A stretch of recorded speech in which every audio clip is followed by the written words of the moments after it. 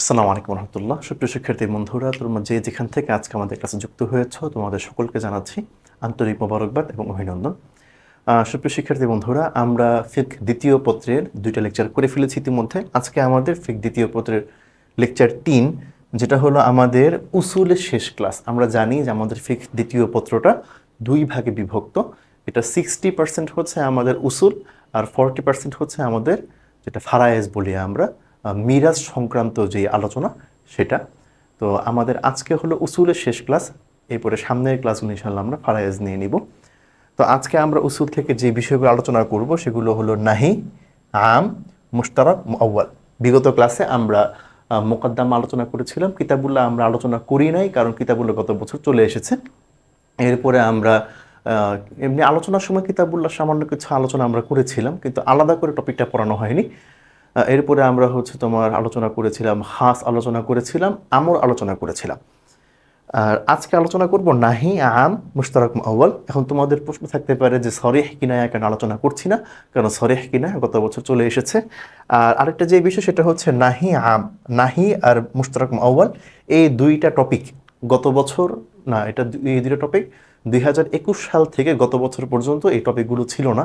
কারণ আমরা জানি যে এই বছর তোমাদের মাধ্যমে কি হচ্ছে, আবার ফুল সিলেবাস আবার ফিরে আসতেছে। এর আগ পর্যন্ত আমরা শর্ট সিলেবাসে ক্লাস নিয়েছি এবং তোমাদের যারা আগের সিনিয়ররা ছিল তারা শর্ট সিলেবাসে পরীক্ষা দিয়েছে। তো এই জিনিসগুলো শর্ট সিলেবাসে ছিল না, তাই এখন আমরা আবার তোমাদের জন্য এটা আবার অ্যাড করলাম। তো আমরা দেখি আমরা কি কি প্রশ্ন পড়ব। বিসমিল্লাহির রহমানির রহিম। আমরা নাহি থেকে আমরা 2টা প্রশ্ন পড়ব। এই 2টা হলো নাহি থেকে প্রশ্ন, এই 2টা নাহির। এটা হলো আমির প্রশ্ন, এটা হলো মুশতারাক, মুআওয়ালের প্রশ্ন। ঠিক আছে, নাহির এই 2টা প্রশ্নের মধ্যে দ্বিতীয়টা একটু বেশি গুরুত্বপূর্ণ। ঠিক আছে, আর আম, মুশতারাক এই 2টাই সমান গুরুত্বপূর্ণ। এইটা তুলনামূলক একটু কম গুরুত্বপূর্ণ, কারণ এই প্রশ্নটা একটু অনেক কম আসে। তারপর আমি এটা আলোচনা করলাম, যদি বাই এনি চান্স চলে আসে তাহলে যেন তোমরা আনসার করতে পারো। তাহলে প্রথম যে প্রশ্ন সেটা হলো যে আরিফিন নাহি, নাহির পরিচয় দাও। মা ফাওয়াইদি কুয়ুদিহি, এটা সংজ্ঞার যে ফাওয়াইদি কুয়ুদ, শর্তাবলী যে উপকারিতা সেটা। এরপরে হলো যে সুম্মা বাইন আকসামুহু বিল আমসিলা, যে এর প্রকারসমূহ উদাহরণসহ বর্ণনা করো। এরপরে দ্বিতীয় যেটা সেটা হলো যেখানে একটা মাসালা আছে, সেই মাসালার ব্যাখ্যা বা বর্ণনা জানতে চাওয়া হয়েছে। তৃতীয় যেটা সেটা হলো আম থেকে, এখানে আমের পরিচয়, আমের হুকুম। এরপরে হলো হালিয়াজুজ নাসখুল খাস বিল আম, যে আম দ্বারা খাসকে রহিত করা যায় কিনা, এটার বিধান কি। এরপরে যে প্রশ্ন আমরা পড়বো সেটা হলো মুশতারাক এবং মুআওয়ালের পরিচয়। এরপর এই 2টার মধ্যে কি পার্থক্য আছে সেটা আমাদের পড়তে হবে। তো এই 4টা প্রশ্ন ইনশাআল্লাহ আমরা আজকে আলোচনা করব। তোমরা শুরু করি। প্রথম যে প্রশ্ন সেটা হলো যে ফাওয়াইদে কুয়ুদ নাহি এর সংজ্ঞা। তাহলে এখানে 1 নাম্বার হচ্ছে নাহির সংজ্ঞা, 2 নাম্বার হচ্ছে ফাওয়াইদে কুয়ুদ, এরপরে হচ্ছে এটার প্রকারসমূহ উদাহরণ আলোচনা করো, 3 নাম্বার। তাহলে এই প্রশ্ন আমাদের কাছে মোট 3টা জিনিস চাওয়া হয়েছে। তাহলে আমরা শুরু করছি প্রশ্ন, একটু তোমরা দেখে নিও। মাতলুবু সুআল, এখানে নাহির পরিচয়, শর্তাবলীর উপকারিতা, নাহিয়ের প্রকারভেদ। নাহিয়ের পরিচয় যদি আমরা দেখি যে নাহি শব্দটি বাবে ফাতাহায়ের মাসদার, এটার অর্থ হচ্ছে কি, বেশ কয়েকটা অর্থ আমরা পাই যেগুলো আল্লাহ রাব্বুল আলামিন পবিত্র কোরআনে ব্যবহার করেছেন। আল মানউ, নিষেধ করা। আল্লাহ রাব্বুল আলামিন কি বলছেন, আলাম আনহাকুমা আন তিলকুমা শাজারা। ঠিক আছে, এখানে আন্না হুকুম হয়ে গেছে, এটা তাসদীদ হবে না, এটা সাকিন হবে। ঠিক আছে, আনহাকুমা, আমি কি তোমাদেরকে নিষেধ করিনি। এরপর হচ্ছে আর তাহরিম, অবৈধ করা। যেমন বলা হয় যে নাহাল্লাহু হাদা আই হারামাল্লাহু হাদা, বিভিন্ন জায়গায় বলা হয় যে আল্লাহ কি করেছেন, নাহি করেছেন, মানে কি আল্লাহ নিষেধ করেছেন। ঠিক আছে, বা অবৈধ ঘোষণা করেছেন। আজ্জাজার অর্থ কি, ধমক দেওয়া। আল্লাহ বলছেন কি আরাইতাল্লাযী ইয়ানহা। ঠিক আছে, এখানে ধমক দেওয়ার অর্থে আসছে। আল ইস্তিনাব, বিরত থাকা। এখানে হচ্ছে আম্মা মান খাফা মাকাম রাব্বিহি ওয়া নাহা আন-নাফসা আনিল হাওয়া, নাহা, এখানে এটা নাহাটা বিরত থাকা অর্থে আসছে। এরপরে হচ্ছে আল ইবআদু, দূরে রাখা। ঠিক আছে, আস-সালাতু তানহা আনিল ফাহশাই ওয়াল মুনকার, তানহা, এখানে নাহিটা আসছে হচ্ছে দূরে রাখা অর্থে। আল বুলুগ, অর্থ পৌঁছা। এই কয়েকটা অর্থে নাহি ব্যবহৃত হয়। তোমরা চাইলে এটা লিখতে পারো কিভাবে, প্রথমে তোমরা লিখে দিতে পারো শুধু আরবিগুলো, আরবি দিয়ে সাথে আয়াতগুলো দিয়ে দিতে পারো, যে এই আয়াতে আল মানউ অর্থে আসছে, এই আয়াতে আর তাহরিম অর্থ আসছে, আজ্জাজার অর্থ আসছে, এই আয়াতে আল ইস্তিনাব অর্থ আসছে। এরপর ইংরেজি কিছু অর্থ, এরপরে হচ্ছে বাংলা কিছু অর্থ তোমরা দিয়ে দিতে পারো, তাহলে জিনিসটা আরো বড় হবে। এবার আসে পারিবারিক সংজ্ঞার মধ্যে মানার প্রণেতা বলছেন যে কি আন্নাহি হুয়া কাউলুল কাইলিল গায়রিহি আলা সাবিল ইস্তিআলা লা তাফআল। ওই আমরের যে সংজ্ঞা ছিল না, আমরের সংজ্ঞা আর নাহির সংজ্ঞা পুরোটাই সেম, জাস্ট পার্থক্য একটাই যে আমরে বলে ইফআল যে করো, আর নাহিতে বলে লা তাফআল করিও না। ঠিক আছে, আমরা বিগত ক্লাসে আমরের সংজ্ঞা আমরা দেখেছি। আমরের সংজ্ঞা সম্পূর্ণ বিপরীত। আমরের সংজ্ঞা যেরকম যে বক্তা নিজেকে উচ্চ মর্যাদা সম্পন্ন, বক্তা নিজেকে শক্তিশালী, বক্তা নিজেকে ক্ষমতাবান মনে করে অন্যকে অধীনস্থ অন্যকে নিজের অধীনে মনে করে, নিচু মনে করে, হ্যাঁ, অধস্তন মনে করে যদি বলে যে কাজটা করো তাহলে সেটা আমর, আর যদি বলে কাজটা করিও না তাহলে সেটা হলো নাহি। ঠিক আছে, বাকি সংজ্ঞাগুলো মোটামুটি একই রকম। এবার আসলে আমরা ফাওয়াইদুল কুয়ুদ দেখি, সংজ্ঞার শর্তাবলী, উপকারিতা। নাসাফি প্রণেতা তার সংজ্ঞায় কয়েকটা শর্ত ব্যবহার করেছেন, 3টা শর্ত ব্যবহার করেছেন। এটা হলো কাউলুল কাইলিল গায়রিহি, আর এটা হলো আলা সাবিল ইস্তিআলা, আর এটা হলো লা তাফআল। তাহলে আমরা দেখি যে ওনার সংজ্ঞাটা কিভাবে জামে এবং মানে হলো। প্রথম যে শর্ত তিনি দিয়েছেন যে কাউলুল কাইলিল গায়রিহি, এই জিনিসটা হচ্ছে জিন্স। ঠিক আছে, আমরা আগেও বলেছি কোন সংজ্ঞার প্রথম যে অংশটা থাকে সেটা হলো কি জিন্স, আর বাকি অংশ হয় ফাসল। ঠিক আছে, তো এখানে তিনি কি বলছেন যে কাউলুল কাইলিল গায়রিহি, এটার মাধ্যমে কি হইল, এটার মাধ্যমে বাক্যের এই অংশটুকু, সংজ্ঞার পরতে এই অংশটুকু তোমার আমর, নাহি, দোয়া, ইস্তিগাসা, সব কিছু যত রকমের শব্দ আছে সকল শব্দকে, সকল প্রকার শব্দকে কি করছে এই সংজ্ঞার মধ্যে ইনক্লুড করে ফেলছে। উনি বললেন না যে কাউলুল কাইলিল গায়রিহি, কোনো ব্যক্তির অন্যকে উদ্দেশ্য করে কথা। তাইলে মানুষ তো অন্যকে উদ্দেশ্য করে কি আদেশও দেয়, অন্যকে উদ্দেশ্য করে নিষেধ করে, অন্যকে উদ্দেশ্য করে মানুষ কি করে, অনুরোধ করে, আবেদন জানায়, হ্যাঁ, অভিবাদন জানায়, সাধারণ কথাবার্তা বলে। তো উনি যখন বললেন যে কাউলুল কাইল, ব্যক্তির যে কোনো কথা, লিগাইরিহি, অন্যকে উদ্দেশ্য করে, তার মানে পৃথিবীর সকল শব্দ এখানে চলে আসলো।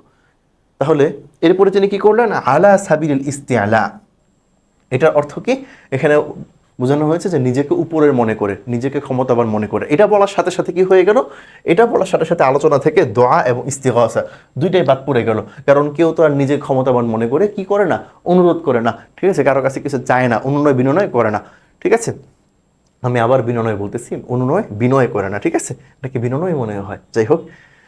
তো এটা হচ্ছে আমাদের সংজ্ঞার ফাসল। ঠিক আছে, ফাসলে আউয়াল। এরপর এটা হলো ফাসলে সানি, সেটা হলো লা তাফআল, যে এই কাজটা করিও না। দেখে এটা ফাসলে সানি, আর এটার দ্বারা আমর কি হয়ে গেছে, সংজ্ঞা থেকে বের হয়ে গেছে। ঠিক আছে, তাহলে প্রথম যেই দুইটা শর্ত, এই দুইটা শর্ত, প্রথম শর্ত যেটা, সেটা হচ্ছে ওইটুকু বলার পরে মনে হইতে পারে যে কি পৃথিবীর যাবতীয় সব শব্দই মনে হয় নাহি, কিন্তু প্রথম শর্ত দিয়ে দেওয়ার পরে পৃথিবীর যাবতীয় সব শব্দ এটা নাহি মনে হচ্ছে। দ্বিতীয় শর্ত যখন আসলো, এটা আসার পরে সেখান থেকে কি হয়ে গেল, সেখান থেকে দোয়া এবং ইস্তিগাসা দুইটাই বাদ পড়ে গেল। এখন বাকি থাকলো আমর এবং নাহি। এখন মনে হইতে পারে তাহলে কি নাহির মধ্যে কি আমর নাহি দুইটাই থাকবে, কিন্তু না, এখানে বললে দিল যে লা তাফআল, তার মানে এখানে আমর থাকবে না, শুধু নাহি থাকবে। ঠিক আছে, যেটা হচ্ছে নেগেটিভ, মানে নিষেধ সূচক, যেটা নিষেধ। ঠিক আছে, নিষেধ সূচক আদেশ অথবা নেতিবাচক নির্দেশ। ঠিক আছে, এটাকেই বলা হয় নাহি। তাহলে এটার মাধ্যমে সংজ্ঞাটা কি হয়েছে, জামে এবং মানে হয়েছে। আশা করি তোমরা বুঝতে পেরেছ। এবার আসলে আমরা আলোচনা করব নাহিয়ের প্রকারভেদ। উসুল শাস্ত্রে কবাহা বা মানহা আনহু তথা নিষিদ্ধ বস্তুর বিবেচনায় নাহি হচ্ছে কি 2 প্রকার। ঠিক আছে, নাহি প্রথমত 2 প্রকার। এই 2 প্রকার কি কি, এটা হলো কবিহুন লিআইনিহি, আর এটা হলো কবিহুন লিগাইরিহি। কবিহুন লিআইনিহি অর্থ সত্তাগত মন্দ, আর কবিহুন লিগাইরিহি অর্থ আনুষাঙ্গিক কারণে মন্দ। ঠিক আছে, প্রথমত এই 2 প্রকার। তার মানে কি, প্রথমত বলা মানে হচ্ছে এটার আরো কিছু প্রকার আছে। ঠিক আছে, আচ্ছা, এরপরে আমরা সামনে যাই, কি কি আমরা এগুলোর বিস্তারিত আলোচনা দেখি। কবিহুন লিআইনিহি, যেটা তোমরা একটা কাজ করতে পারো নিজেদের নাম্বার মার্ক বৃদ্ধি করার জন্য। তোমরা এই বিস্তারিত আলোচনাটা শুরু করার আগে তোমরা একটা চার্ট এঁকে দিতে পারো, যেটা আমি তোমাদেরকে প্রথম পত্রে দেখিয়েছি, আমি এখানে দিয়ে দিই। সেটা সেটা হচ্ছে যে তোমরা এভাবে দিতে পারো যে নাহি। ঠিক আছে,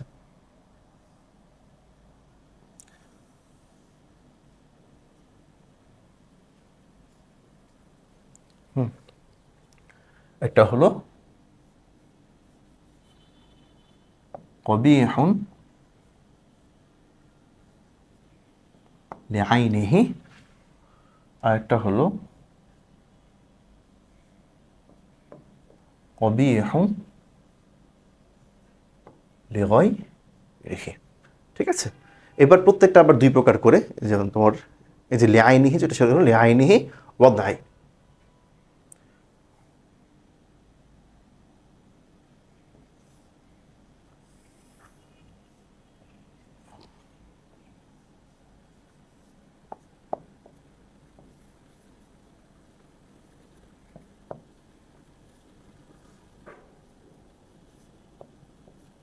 আর একটা হলো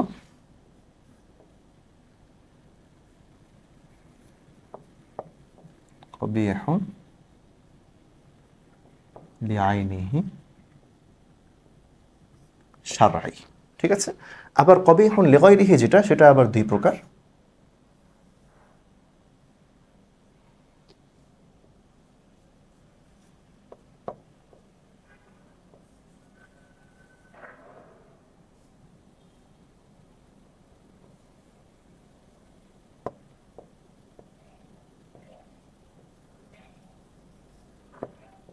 কবিহুন লিগাইরিহি ওয়াদঈ। আরেকটা হলো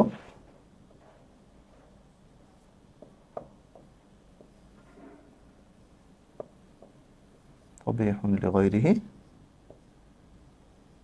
শারঈ। ঠিক আছে, এভাবে করে যদি তুমি এটা দিয়ে দাও আগে, তাহলে তোমার যদি পরীক্ষক তিনি বুঝবেন যে না, তোমার বিষয়টা সম্পর্কে ভালো ধারণা আছে।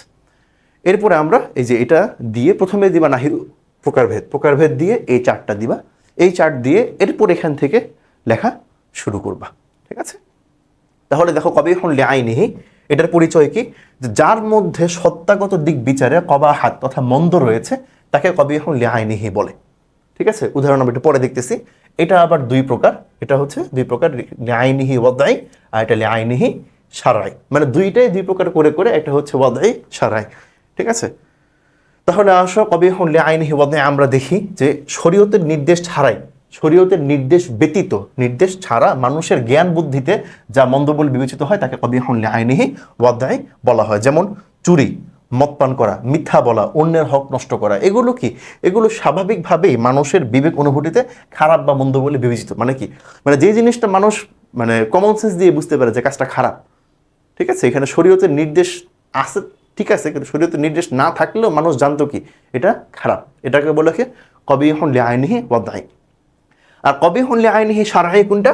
যেটা শরীয়তের নির্দেশের ভিত্তিতে মন্দ হিসেবে বিবেচিত হয় তাকে কবিহুন লিআইনিহি শারঈ বলা হয়। যেমন কি ওযুবিহীন সালাত আদায় করা। ঠিক আছে, অজু ছাড়া নামাজ পড়া। অজু ছাড়া নামাজ পড়া এটা কি? এটা আমরা জানি কারণ শরীয়ত এটাকে সাব্যস্ত করছে। কিন্তু মানুষ কি এটা শরীয়ত না বললে, শরীয়ত যদি এই বিধান না দিত, মানুষ কি বুঝতে পারতো যে অজু ছাড়া নামাজ পড়াটা খারাপ কাজ? এটা মানুষ বুঝতে পারতো না, এটা তো নিষিদ্ধ কাজ, মানুষ এটা বুঝতে পারতো না। মানুষ বুঝতে পারছে কেন? বুঝতে পারছে এই কারণে যে কারণ শরীয়ত আমাদেরকে বলছে যে যখন নামাজ পড়বা তখন অবশ্যই কি করতে হবে? ইদা কুমতুম ইলা সালাহ ফাগসিলু উজুহাকুম ওয়া আইদিয়াকুম ইলাল মারাফিক ওয়ামসাহু বিরুউসিকুম ওয়া আরজুলাকুম ইলাল কাবাইন। যখন নামাজ পড়বা তখন এই পদ্ধতি অবলম্বন করে তোমরা ওযু করবা। তাহলে এই বিধানটার কারণে আমরা বুঝতে পারছি যে ওযু ছাড়া নামাজ পড়াটা শরীয়তের নিষিদ্ধ কাজ, মন্দ কাজ হিসেবে বিবেচিত।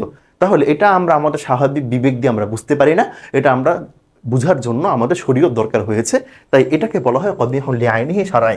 আশা করি পার্থক্য বুঝতে পেরেছো। একটা হলো যে আগেরটা ছিল ওয়াদঈ। ওয়াদঈ কোনটা? ওয়াদঈ হচ্ছে যেটা এমন নিষিদ্ধ কাজ যেটা নিষিদ্ধ হয়েছে শরীয়ত, যেটা নিষিদ্ধ হওয়ার জন্য শরীয়তের কোনো বিধানের দরকার হয় না, মানুষ স্বাভাবিকভাবে বুঝতে পারে যে কি এটা খারাপ কাজ। আর শারঈ যেটা, সেটা হচ্ছে কি মানুষের এটা মানে কমন সেন্স দিয়ে মানুষ সবসময় এটা বুঝতে পারবে না, বের করতে পারবে না, এখানে শরীয়তের দলিল লাগবে। এবার আসো আমরা কবিহুন লিগাইরিহি যেটা। কবিহুন লিগাইরিহি হচ্ছে যেসব বস্তু বা বিষয় কোনো আনুষঙ্গিক কারণে, আগেরটা ছিল সত্তাগত কারণে, এটা আনুষঙ্গিক কারণে কবিহ হিসেবে সাব্যস্ত হয়েছে, কিন্তু সত্তাগতভাবে তা খারাপ না, মন্দ না। ঠিক আছে, তাকে কবিহুন লিগাইরিহি বা আনুষঙ্গিক কারণে মন্দ বলা হয়। এটাও দুই প্রকার, ওয়াদঈ শারঈ। ঠিক আছে, দেখি ওয়াদঈ কোনটা? শরীয়তের জ্ঞান ছাড়া শুধু বিবেক বা আনুষঙ্গিক ও গুণগত কারণে যা মন্দ হিসেবে বিবেচিত হয়। যেমন কোরবানির দিনে রোজা রাখা। তো মূলত রোজা একটি ইবাদত, কিন্তু ঈদুল আজহার দিনে আল্লাহ তাআলার নিমন্ত্রণ হতে বিমুখতার কারণে এটি মন্দ হয়েছে। আর এটি এরূপ মন্দ যা মানুষ জ্ঞানী কি মন্দরূপে স্বীকৃত। এটা বোঝার জন্য আলাদা করে কি হয় না, আলাদা করে এটা বোঝার জন্য শরীয়তে দলিলের দরকার হয় না, কারণ শরীয়তে বলাই হয়েছে ঈদুল আজহা মানে এটা খাওয়ার দিন। ওদিন তুমি খেয়ে থাকবা, ঠিক আছে, ওদিন তুমি খাওয়া দাওয়া করবা। ওই দিন এরপরে 3 দিন আইয়ামু তাশরিকের সংখ্যা আছে, আইয়ামু আকলিন ওয়া শুরবিন, বাকিটুকু মনে আসতেছে না। তো এই দিনগুলো হচ্ছে খাওয়া দাওয়ার জন্য রাখা দিন। তাহলে এই খাওয়া দাওয়ার জন্য রাখা দিনে রোজা রাখা যাবে না মর্মে আলাদা করে আর শরীরে দলিলের দরকার হয় না, এটুকুতে বোঝা যায়, ঠিক আছে। মানুষের বিবেক দিয়ে মানুষ এটুকু বুঝতে পারে, এজন্য এটা হচ্ছে ওয়াদাই। আর সারাহি যেটা, সেটা হচ্ছে কি, যে মন্দটা শরীয়ত কর্তৃক নির্ধারিত কিন্তু মানুষের জ্ঞান বুদ্ধি তা উপলব্ধি করতে অক্ষম, তাকে কবিহুন লিগাইরিহি শারঈ বলে। যেমন কি, যেমন জুমার আজানের সময় ক্রয় বিক্রয় করা। মূলত ক্রয় বিক্রয় কি একটা বিধিসম্মত কাজ, এটা কি একদম জায়েজ হালাল একটা কাজ। হালাল্লাহুল বাইআ ওয়া হাররামা রিবা, আল্লাহ ব্যবসাকে হালাল করেছেন। কিন্তু জুমার আজানের সময় এটা কি হয়ে যায়, হারাম হয়ে যায়। আল্লাহ বলছেন কি, আল্লাহ বলছেন হচ্ছে ইদা নুদিয়া লিসসালাতি মিন ইয়াউমিল জুমআতি ফাসআউ ইলা যিকরিল্লাহি ওয়া দারুল বাই'a, ঠিক আছে, যে তোমরা ব্যবসা থেকে ওই সময় কি থাকবা, বিরত থাকবা। কারণ এটা নিষেধ করার কারণ কি, কারণ এর মাধ্যমে মানুষের নামাজের কি হয়, বিঘ্ন ঘটে। কারণ ওই সময় আমরা জানি যে জুমার আজানের পরে মসজিদে কি হয়, খুতবা হয়, আলোচনা হয়। এই সময়টাতে যদি কেউ ব্যবসায় নিয়োজিত থাকে, যে বেচা কেনা করতেছে আর যারা এসে কিনতেছে, উভয়ই কি হবে, উভয়েরই নামাজের কারণে এখানে একটা মানে নামাজ যাইতে বিলম্ব হচ্ছে। আশেপাশে যারা মানুষ আছে তাদেরও এখানে ডিস্টার্ব হচ্ছে, ঠিক আছে। এটার কারণে এটা নিষেধ করা হয়েছে। কারণ এটা এই জিনিসটা, এটাতে মানুষের আসলে স্বাভাবিক বিবেক বুদ্ধি যেটা আসার সবসময় আসার কথা না, এটা বোঝার জন্য শরীয়তের দলিল দরকার হয়, তাই এটা সারাই। তাহলে এই ছিল আমাদের নাহি এর প্রকারভেদ। এরপরে ইখতিতাম, তোমরা ইখতিতামটা দেখে নিও, ঠিক আছে।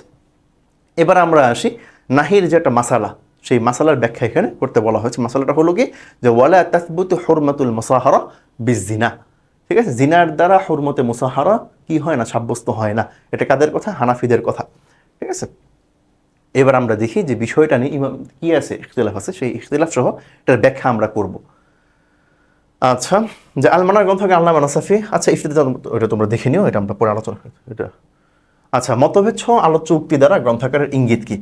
মানার গ্রন্থকার, হ্যাঁ, আবুল বারাকাত আন-নাসাফি, তিনি কি বলছেন, যে লা তাসবুতু হুরমাতুল মুসাহারা হয়ে গেছে, মুসাহারা হবে, ঠিক আছে, মুসাহারা বিজিনা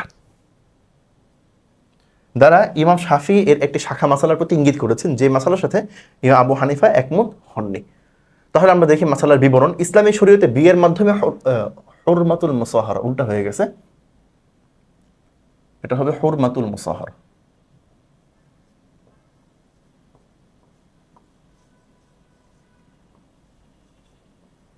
ঠিক আছে, হুরমাতুল মুসাহারা সাব্যস্ত হয়। তবে জেনা বা ব্যভিচারের মাধ্যমে, জেনা বা ব্যভিচারের মাধ্যমে এই হুরমাতুল মুসাহারা সাব্যস্ত হবে কিনা, এটা নিয়ে হচ্ছে কি ইমামদের মধ্যে, ইমাম আবু হানিফা এবং শাফির মধ্যে একটা ইখতিলাফ দেখা গেছে। তাহলে আমাদের আগে বুঝতে হবে হুরমাতুল মুসাহারা জিনিসটা আসলে কি।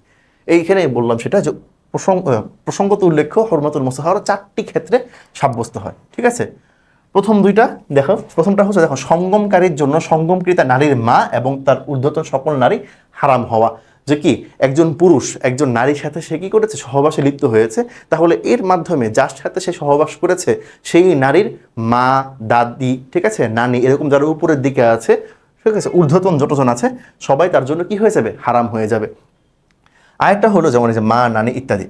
আরেকটা হলো সঙ্গমকারীর জন্য সঙ্গমকৃতা নারীর অধস্থ সকল নারী হারাম হওয়া। একজন পুরুষ যেই নারীর সাথে কি করেছে, সহবাসে লিপ্ত হয়েছে, সেই নারীর মেয়ে, মেয়ের মেয়ে, এরকম যত নিচের দিকে যাবে তাদেরকেও বিয়ে করা, এটাও কি হয়ে যাবে, এটাও হারাম হয়ে যাবে, যেমন কন্যা, নাতনি ইত্যাদি। 3 নম্বর হচ্ছে সঙ্গমকৃতা নারীর জন্য। আগের দুইটা হচ্ছে কার জন্য, আগের দুইটা পুরুষের জন্য।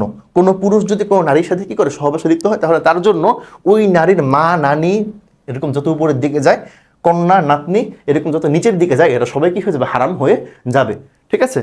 এরপরে হলো এই দুইটা হচ্ছে, এই দুইটা লিখে দিই পুরুষের জন্য, তোমাদের বোঝার স্বার্থে লিখলাম, কারণ ভিতরে এটা পড়লেই বোঝা যাবে, পুরুষের জন্য, ঠিক আছে।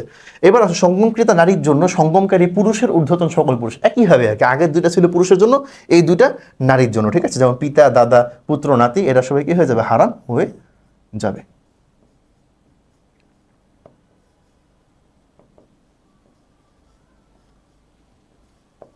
ঠিক আছে, বিষয়টা কিন্তু কি অনেক, হ্যাঁ, এটা কিন্তু আসলে খুব গুরুত্বপূর্ণ একটা বিষয়। এটা অধিকাংশ, অনেক মানুষ এটা জানে না, ঠিক আছে। যেমন এটার প্রচলিত একটা মিম আছে এরকম, যে কি, যে চাকরি বাকরি পেয়ে পড়াশোনা সব শেষ করে সরকারি চাকরি পেয়ে যখন বিয়ের জন্য মেয়ে দেখতে গেলাম, গিয়ে দেখি যে কি মেয়ের মা হচ্ছে আমার এক্স।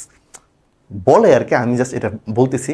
তো এখন দেখো এই যে এটা মানুষ মজার ছলেই নিচ্ছে, কিন্তু যদি আসলে প্রকৃতপক্ষে কারো এরকম হয় যে কি যে এরকম মানে মেয়ে দেখতে গিয়ে দেখলে এরকম অবস্থা, তাহলে সেই মেয়ের সাথে কি সে বিয়ে করতে পারবে? না, সেই মেয়ের সাথে সে বিয়ে করতে পারবে না, কারণ ইতিমধ্যেই তার ওই মেয়ের মায়ের সাথে তার কি সম্পর্ক হয়েছে, তাই সে এই মেয়ের সাথে বিয়ে করতে পারবে না। ঠিক আছে? আচ্ছা, তাহলে এই হলো হরমাতুল মুসাহারা। তার মানে বিয়ের মাধ্যমে যদি কেউ বিয়ে করে, তাহলে হরমাতুল মুসাহারাটা বিয়ের সাথে কীভাবে সংশ্লিষ্ট হয়? বিয়ের ক্ষেত্রে এটা কার্যকর হয় কীভাবে? যে মনে করো যে আবদুল্লাহ রহিমাকে বিয়ে করছে, অথবা আবদুল্লাহ ফাতেমাকে বিয়ে করছে। ফাতেমাকে বিয়ে করার সাথে সাথে ফাতেমার মা আবদুল্লাহ জন্য সারা জীবনের জন্য হারাম হয়ে গেছে। ফাতেমার নানি আবদুল্লাহ জন্য হারাম হয়ে গেছে। ফাতেমার মেয়ে, এটা এই তার নিজের ঘরে হলে তো অবশ্যই হারাম, অন্য ঘরের যদি মেয়ে হয় সেটাও কি হারাম হয়ে যাবে। সেই মেয়ের যে নাতনি হবে সেটাও তার জন্য হারাম হয়ে যাবে। একইভাবে ফাতেমার জন্য আবদুল্লাহর বাবা দাদা এরা হারাম হয়ে যাবে, ফাতেমার জন্য আবদুল্লাহর ছেলে নাতি এরা সবাই ফাতেমার জন্য হারাম হয়ে যাবে। ঠিক আছে, এই হলো বিষয়।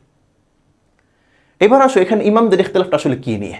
ইমাম শাফি উনি বলতেছেন যে জিনা দ্বারা হরমাতুল মুসাহারা সাব্যস্ত হবে না। উনি বলছেন হরমাতুল মুসাহারা যেটা, এটা সাব্যস্ত হবে বিয়ে দিয়ে, জিনা দিয়ে সাব্যস্ত হবে না। কারণ উনি বলতেছে যে কি বিয়ে তো এটা কি ইসলামী শরীয়তের একটা বিধান, এটার মাধ্যমে সব একটা হালাল বন্ধন তৈরি হয়, সেজন্য বিয়ের মাধ্যমে হরমাতুল মুসাহারা সাব্যস্ত হবে। যদি কোনো ছেলে মেয়ে তারা যদি মানে বিবাহ বহির্ভূতভাবে যদি এরকম সম্পর্কে লিপ্ত হয়, তাহলে সেটার দ্বারা হরমাতুল মুসাহারা সাব্যস্ত হবে না। এটা ওনার কথা। ওনার দলিল কি? ওনার দলিল হচ্ছে যে নিষিদ্ধ বস্তু অনুভূতিমূলক হোক কিংবা শরীয় হোক, তা সত্যাগত হয় বিধিসম্মত হতে পারে না, এবং কোনো বিষয়কে বিধিসম্মত করার লক্ষ্য হতে পারে না অনেক কঠিন কথাবার্তা। ঠিক আছে, তা সরাসরি একটা উদাহরণ দিয়ে বলি যে মনে করো তুমি ড্রাইভিং করতেছো, এখন তোমার কাছে ড্রাইভিং লাইসেন্স নাই, কিন্তু গাড়ি চালানোর জন্য তোমার কি লাগবে? ড্রাইভিং করার জন্য তোমার কাছে ড্রাইভিং লাইসেন্স থাকতে হবে। তাহলে তোমার কাছে ড্রাইভিং লাইসেন্স নাই, তার মানে তোমার কি ড্রাইভিং করার অনুমতিও তোমার নাই।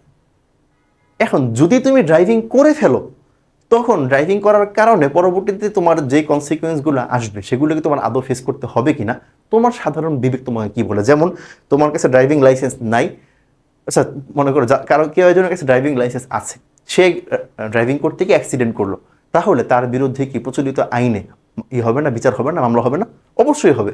তাহলে এখন তোমার কাছে ড্রাইভিং লাইসেন্স নাই, তুমি লাইসেন্স ছাড়া ড্রাইভিং করতে গেছো, এখন তুমি একটা অ্যাক্সিডেন্ট করছো।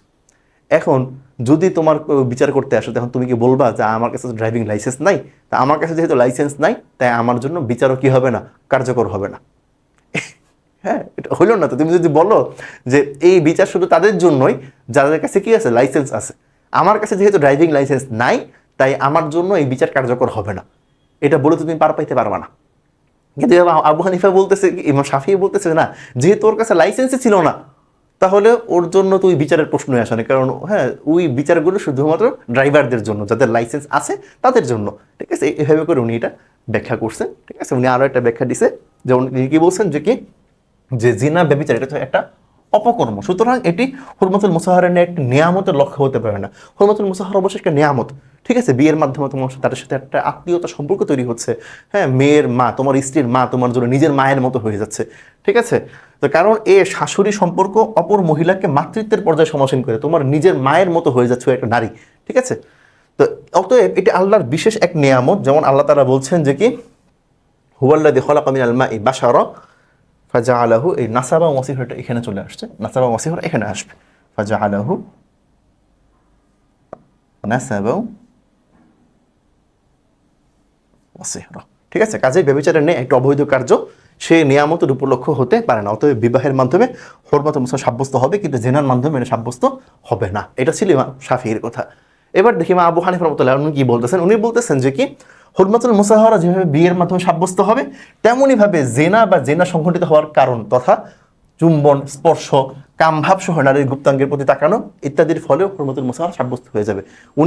উনি আরো কি করছে, আরো মানে ইমাম শাফিঈ তো খালি কি করছে, মানে এখানে শুধু জিনার বিষয়টাকে উল্লেখ করছে, কিন্তু উনি শুধু এইটুকু না, আরো বেশি কঠোরতা অবলম্বন করছে। উনি বলছে একেবারে যে শারীরিক সম্পর্ক হইতে হবে তা না, যদি কামভাব সহ যদি কি করে, স্পর্শ করে, কামভাব সহ যদি কি দেখে, তাকায়, তাহলেই কি হয়ে যাবে, তাহলে সেই নারীর মা দাদি, সেই নারীর মেয়ে কন্যা, এরা সবাই তার জন্য হারাম হয়ে যাবে। নারীর জন্য সেই পুরুষের মা দাদি দাদা পিতা এরা হারাম হয়ে যাবে, পুত্র নাতি এরা সবাই হারাম হয়ে যাবে।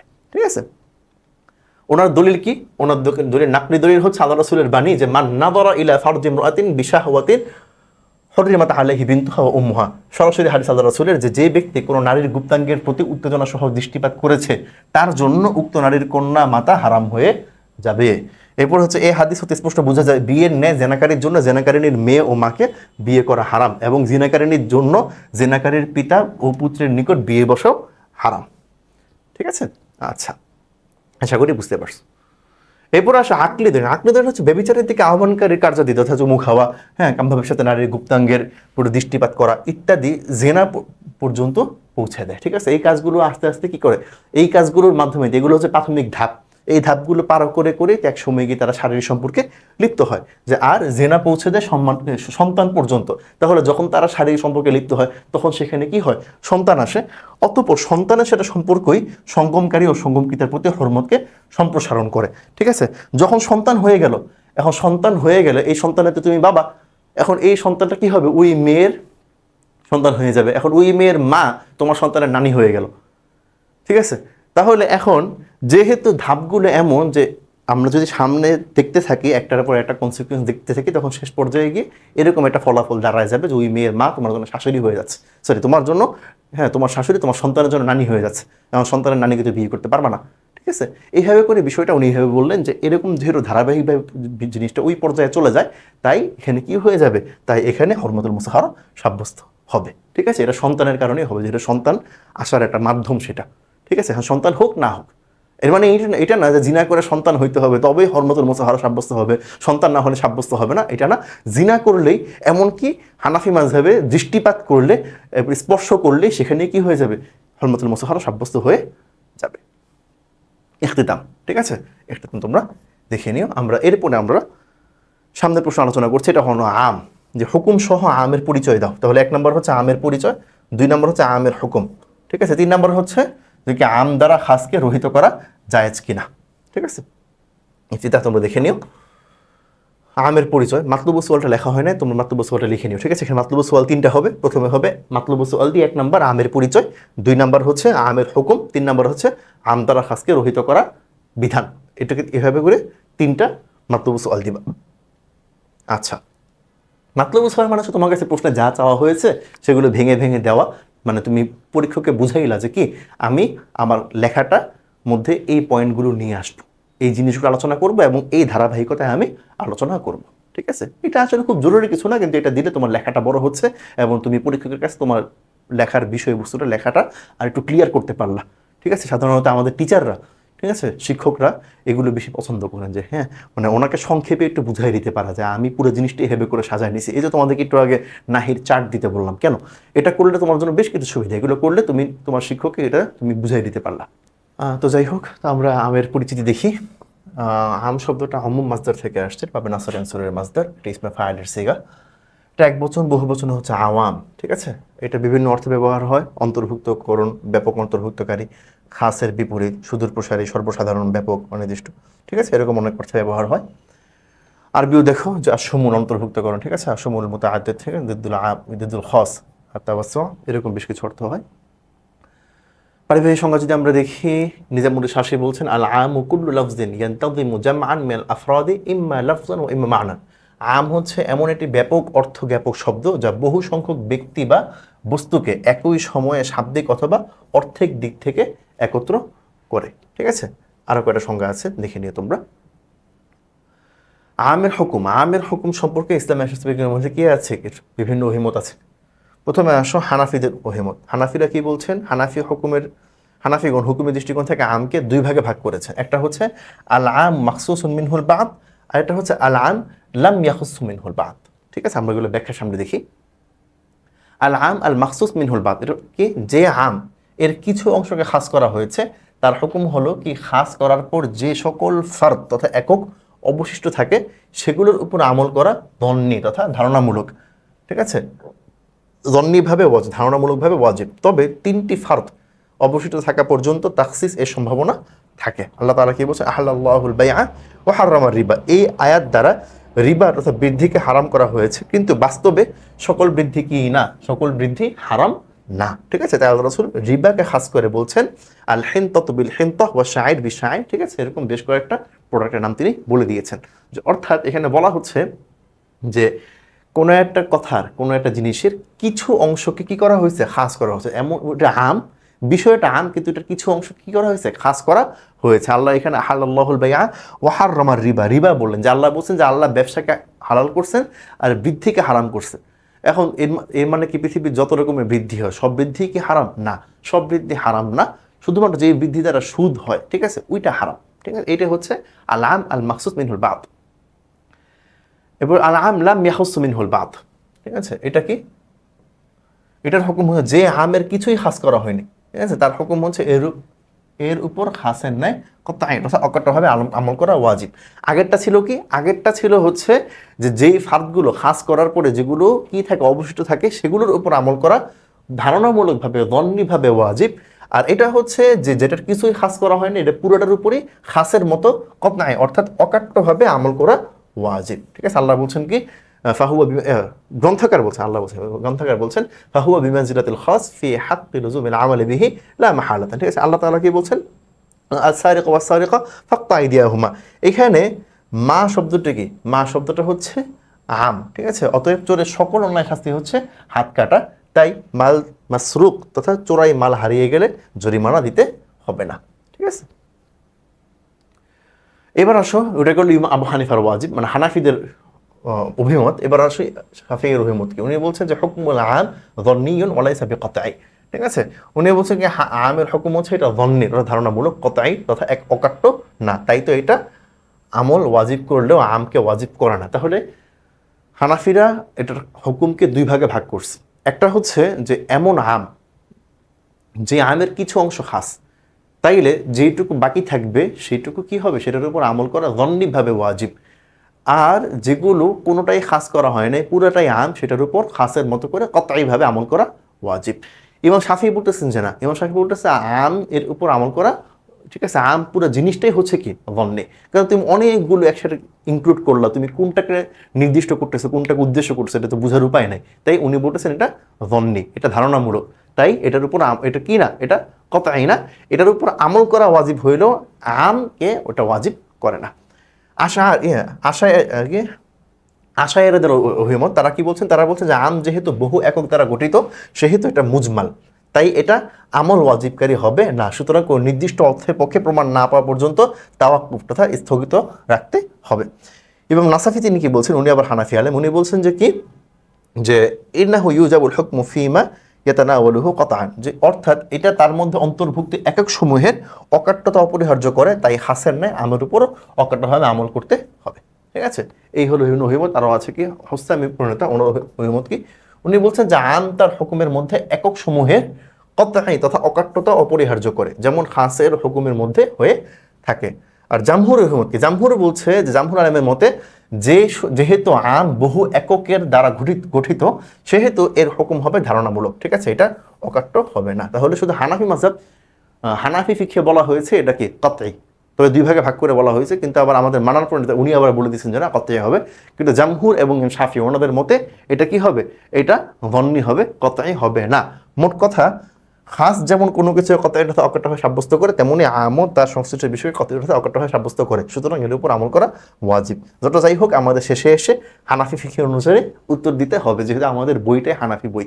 ঠিক আছে, আমাদেরকে যে নুরুল আনোয়ার পড়ানো হয় এটা হচ্ছে হানাফি ফিকহের কিতাব এটা, তো আমাদের যত যাই হোক শেষে গিয়ে উত্তরটা হানাফি মাযহাব অনুসারে দিতে হবে।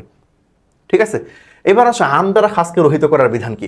খাস দ্বারা আমকে রহিত করা যায়, তবে আম দ্বারা খাসকে রহিত করা যায় কিনা এই ব্যাপারে ইমামদের মধ্যে কি আছে, দুইটা অভিমত আছে।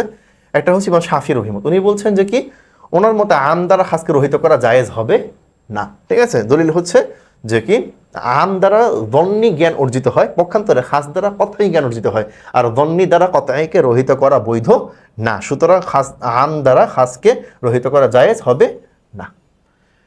ইমাম আবু হানিফ উনি কি বলছেন, ইমাম আবু হানিফ এবং আবু ইউসুফ এবং তাদের অনুসারীদের মতে সুনির্দিষ্ট অর্থ প্রকাশের পূর্বে আম যেহেতু খাসের ন্যায় অকাট্য ও সমপর্যায়ের, তাই আম দ্বারা খাসকে রহিত করা জায়েজ। ঠিক আছে, তাদের দলিল কি?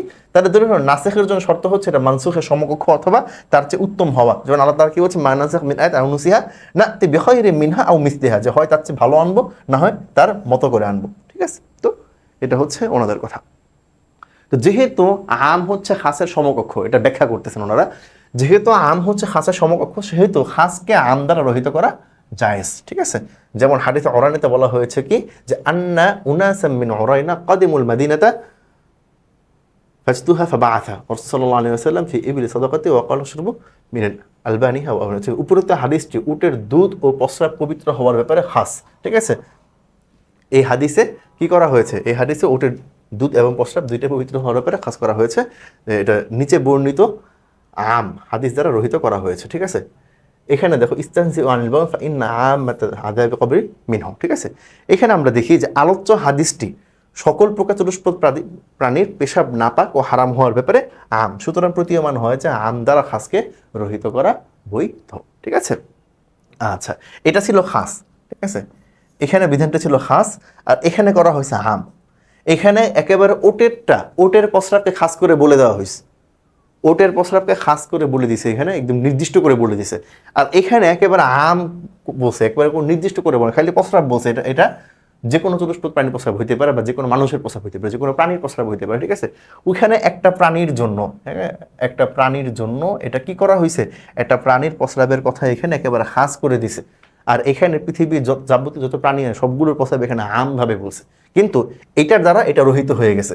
তো এটাই বললো যে কি, এখানে কি করছে, সকল প্রকার চতুষ্পদ প্রাণীর পেশাব নাপাক ও হারাম হওয়ার ব্যাপারে এটা হাম। ঠিক আছে, এই হাদিস দ্বারা সেটা সাব্যস্ত হয়েছে। তাহলে এটা আমভাবে বলা যে হাদিস, সেই হাদিসটা খাসভাবে বলা হাদিসকে রহিত করে দিছে।